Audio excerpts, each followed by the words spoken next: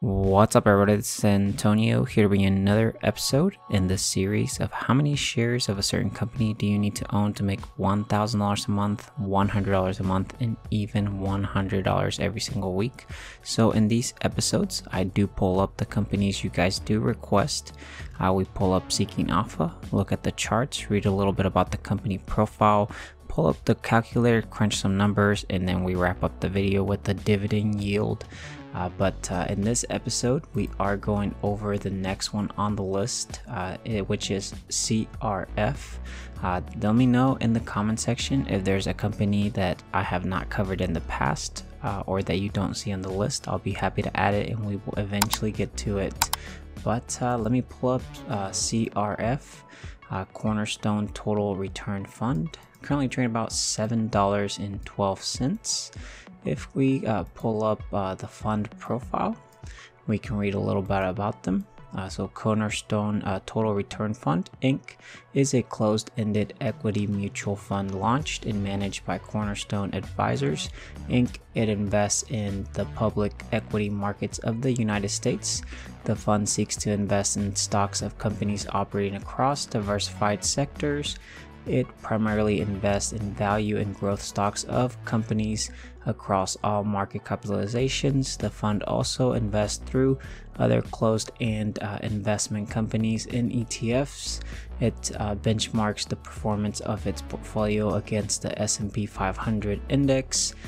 Cornerstone Total Return Fund Inc. was formed on March 16, 1973 and is domiciled in the United States. So if we look at the fund details here, fund type is a U.S. equity. Issuer is Cornerstone. Inception was May 16th, 1973. Expense ratio is towards the higher end, which is a 1.84%. Assets under management, it's a 649.36 million. And then if we pull up the charts here, we can look at the performance there for them. On the year to date, they are down 3%. On the 1 year, they are down 48.81%. Huge drop there. On the 5 year, they are down 52.47%. Very, very bad performance there. In the past 5 years, 10 years, 72.77%. Very, very bad there. And then the total since they've been publicly traded has been a total of 95.19%. Horrible returns. That means if you were to invest $100 back, I guess around 1993 is what the chart shows, you would be down, your $100 would be worth $5 there, and very, very bad returns there. But if we look at the 52-week range here, the 52-week low has been $6.86. 52-week high is $14.20. It is trading towards the lower end of the 52-week range. If we look at the expense ratio, again, it's a 1.84%. Dividend frequency, they do pay out monthly. Dividend rate is $1.41. Yield is at 20.05%, and then assets under management again is 649.36 million.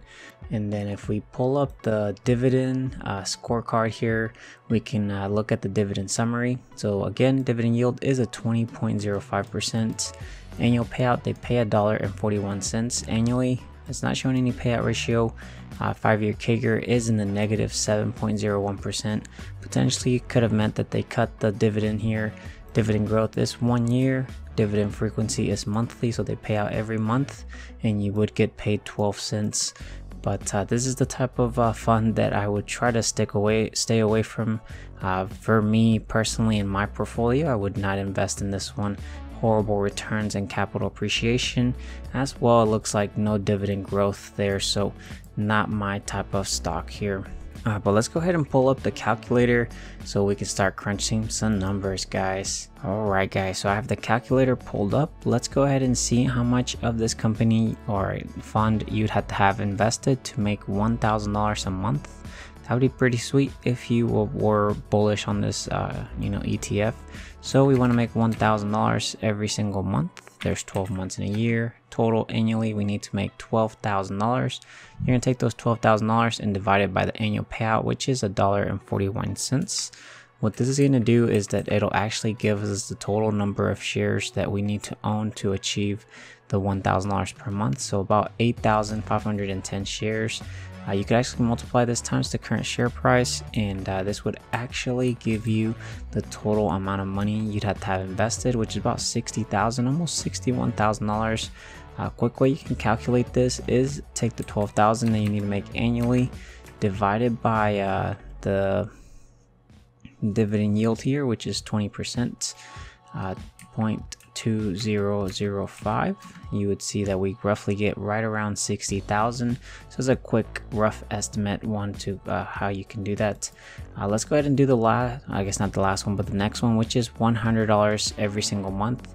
This one's pretty cool as well. Just take the previous answer divided by 10.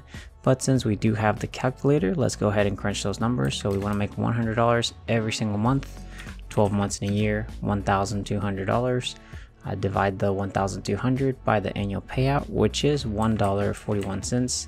This will give us the total number of shares, so about 851 shares you'd have to own.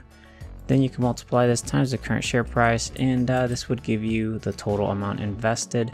So you'd have to have roughly about $6,000 invested in this fund, and you'd be roughly making about $100 every single month. Of course, assuming they don't cut it. Quick way to calculate this, take the 1,200 divided by the dividend yield, which is 20%, and that's roughly around $6,000.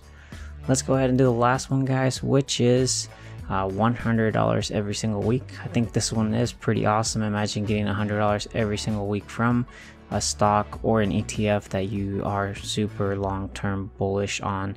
But we want to make $100 every single week. There's 52 weeks in a year, so annually we need to make 5,200 divided by the annual payout, which would give us the total number of shares. So you'd have to own about 3,687 shares. Multiply it times the current share price, which is $7.12. Total amount invested you'd have to have is roughly $26,000. A quick way to calculate this again is take the 5,200 you need to make annually divided by the dividend yield, and you'll see we roughly get about also almost $26,000 there. So that is how you guys can calculate those numbers. Let's go ahead and wrap up this video by looking at the dividend yield. So here is the dividend yield, guys. This is the actual dividend yield. It'll fluctuate over time. Typically the higher the dividend yield typically is the better entry point for these dividend companies or ETFs. Of course, this ETF is not something I would add to my portfolio. You guys saw the capital appreciation on that, on returns. Not my type of ETF, but you'll see that it's actually been going up back in 2022, and 2023 is starting to go up some more. Been fluctuating around 20% to about 28% or so, 29%. Very cool there. But yeah, guys, this is actually all I have for you guys. Don't forget to subscribe with that notification. Definitely would appreciate it as well if you liked the video. Drop the big thumbs up on the video. It definitely goes a long way.